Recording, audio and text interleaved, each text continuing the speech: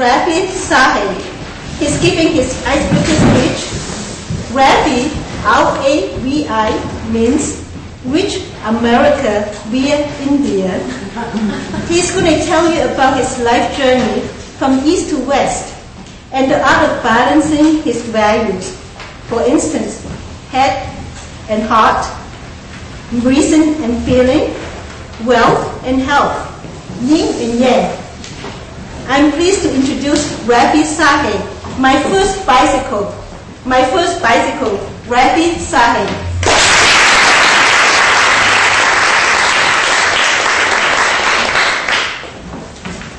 My grandfather was a great man. He led a balanced life. He was a contemporary of Gandhi. In fact, he wore his dhoti half naked like Gandhi. I was born in my grandfather's home, which is a small village called Kazipur, 100 miles east of Varanasi, the holy city in India. When I was born, I am told he saw me for the first time as an infant, and he said, "This boy is going to be a great man. He has a big head." Fellow Toastmasters, I do have a big head. In fact, my bobble head is wobbling over my weak heart. I rode an excellent career, an 18-year career at Xerox. I worked hard. I was going to grad school in business in the evening, getting MBA, working hard during daytime, full-time for Xerox. And I was working long hours. I was having donuts and coffee for breakfast. I didn't realize that I'll have to pay for this indulgence later. Xerox also was getting unhealthy. It couldn't reinvent itself. It couldn't reproduce itself like the original. And I had to leave Xerox.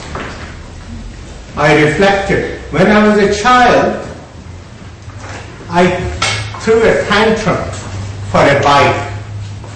And my grandfather, he gave me a surprise gift, my first bicycle. Getting the bike was easy. Riding it was not the same. It was very difficult. I bruised myself many places. I sprained my ankle. I couldn't be on the seat. And I broke even my 2 front teeth, which are crowned today. Fortunately, I had moved to San Diego. It's a sunny place, and actually, Ravi in Sanskrit means sun, and I love sun. But my innards were inflamed. They were out of balance. I suffered a heart attack in 2003. I had a congestive heart failure in 2007. Fortunately, I had a good doctor in integrative medicine who could balance my modern medicine and traditional medicine, Ayurveda. I became vegetarian, I meditated, and gradually I reclaimed my health. I wrote a book, My Health is Your Wealth. Today, I am a speaker, teacher, and author. I teach at the University of Phoenix.